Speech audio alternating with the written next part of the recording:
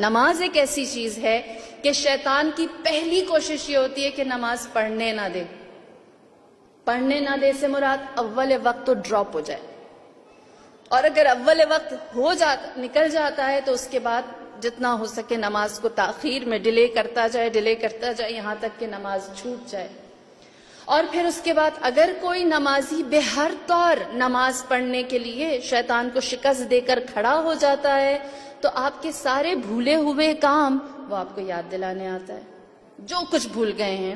اور ایک چیز جو حدیث کے اندر ہے, جب انسان اپنی سوچ کے اندر اپنے افکار میں نماز میں متوجہ ہوتا ہے اور شیطان اس کی کنسنٹریشن کو کہیں بریک نہیں کر سکتا, تو جانتے ہیں پھر شیطان آخری حربہ مومن کے لیے کیا استعمال کرتا ہے, جو ہو سکتا ہے آپ میں سے بہت سو نے فیس بھی کیا ہو یا اس کو نظر انداز کر گئے ہو, اگنور کر دیا ہو کہ یہ کوئی معمولی سی چیز ہے.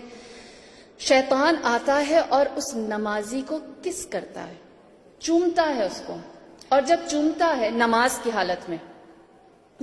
حالت میں چومتا ہے تو کیا ہوتا ہے, اس جگہ پر کھجلی آتی ہے اور توجہ ٹوٹ جاتی. حدیث ہے, آتا ہے وہ مومن کو تنگ کرنے کی اتنی کوشش کرتا ہے کہ میں کہیں سے اس کی کنسنٹریشن کو ختم کروں, وہ کہیں اور متوجہ ہو جائے, کچھ دیر کے لیے ہی صحیح, غیر خدا کی طرف دیکھے. اور دوسری چیز, قوم بنی اسرائیل, ایک نوجوان تھا جس نے اول وقت نماز پڑھنے کے لیے مسجد جانے کی تیاری کی, اپنے گھر سے نکلا, مسجد کی طرف گیا, راستے میں ایک جگہ بارش ہو رہی تھی اور وہ گر گیا, اس کے کپڑے نجس ہو گئے. واپس آیا, اس نے کپڑے چینج کیے, دوسری دفعہ نکلا, فجر کا وقت تھا, نماز نکل رہی تھی, لہٰذا وہ دوسری دفعہ جب تیار ہو کر آیا, جیسے ہی اس جگہ پر پہنچا جہاں پر بارش تھی اور کیچڑ تھی, دوبارہ گر گیا. تیسری دفعہ جب کپڑے چینج کر کے وہ اسی جگہ پر آیا تو اسے یہ دیکھ کر بہت حیرت ہوئی, وہاں ایک انسان پہلے سے موجود تھا جس کے ہاتھ میں روشنی تھی.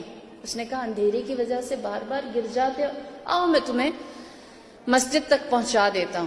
لہٰذا شیطان نے اس نمازی کو مسجد تک پہنچایا. نمازی خوش ہوا, کہنے لگا کتنا اچھا انسان ہے, اس نے میری نماز کامل کرنے کے لیے روشنی کا بندوبست کیا. مسجد پہنچے, کہا تم بھی ساتھ آؤ, دونوں ساتھ چلتے ہیں.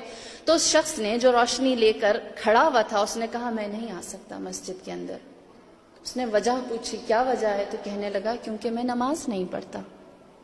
نمازی حیران ہوا, میری نماز کا بندوبست کیا ہے اور تم خود نماز نہیں پڑھتے, کیا وجہ ہے؟ تو اس نے وجہ بتائی اور کہنے لگا کہ میں نے خدا کو ایک آخری سجدہ کیا تھا, اس کے بعد سے میں اللہ کے سامنے جھکا نہیں. نمازی حیران ہوا, کہنے لگا تو شیطان ہے؟ اس نے کہا ہاں میں شیطان ہوں. نمازی حیران ہوا, کہنے لگا شیطان ہوتے ہوئے تو نے میری نماز کا بندوبست کر لیا. تو پھر شیطان نے سارا احوال سنایا اور کہنے لگا کہ تو اول وقت نماز نہیں پڑھتا تھا, نماز فجر نہیں پڑھتا تھا, جماعت کے لیے نہیں جاتا تھا. آج جب تو اپنے گھر سے نماز کے لباس میں باہر نکلا ہے تو میں کیچڑ والی جگہ پر کھڑا ہو گیا تاکہ میں تیرے کپڑے گندے کر دوں, اور جب تمہارے کپڑے خراب ہوں گے تم واپس چلے جاؤ گے, اور جب واپس چلے جاؤ گے تو تمہاری جماعت نکل جائے گی. لیکن تم نے کیا کیا, ایک دفعہ پھر کوشش کی. اور جب ایک دفعہ پھر کوشش کی, غور سے سنیں, اسٹرگل آپ کی اللہ کے نزدیک کتنی عزیز ہے. کتنی ایسی چیزیں ہمیں موٹیویٹ کرتی ہیں کہ ہم دل و جان سے اپنے سارے امور کو چھوڑ کر اللہ کی جانب راغب رہیں. شیطان کہتا ہے کہ جب تم نے کپڑے چینج کیے اور تم دوبارہ مسجد کی جانب آنے لگے تو اس وقت اللہ نے عرش سے زمین پر ملائکہ کو بھیجا اور کہا کہ میں نے اس شخص کے اور اس کے اہل و عیال کے تمام گزشتہ اور آئندہ گناہوں کو معاف کر دیا.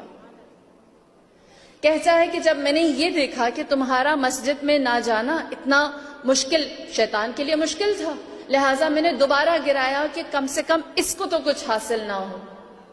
لہٰذا میں نے تمہیں دوبارہ گرایا, تم پلٹ کر آئے اور ایک دفعہ پھر تم نے وہی کوشش کی. اور جب تم نے دوبارہ وہی کوشش کی تو اللہ کی طرف سے فرشتے نے یہ ندا دی اور کہا کہ ہم نے اس شخص کے اہل و عیال, اس کے خاندان سب کو معاف کیا, اور جو اس کے گزشتگان مرحومین تھے اور آئندہ آنے والی نسلیں تھیں ان سب کے لیے ہم نے مغفرت کو رکھا.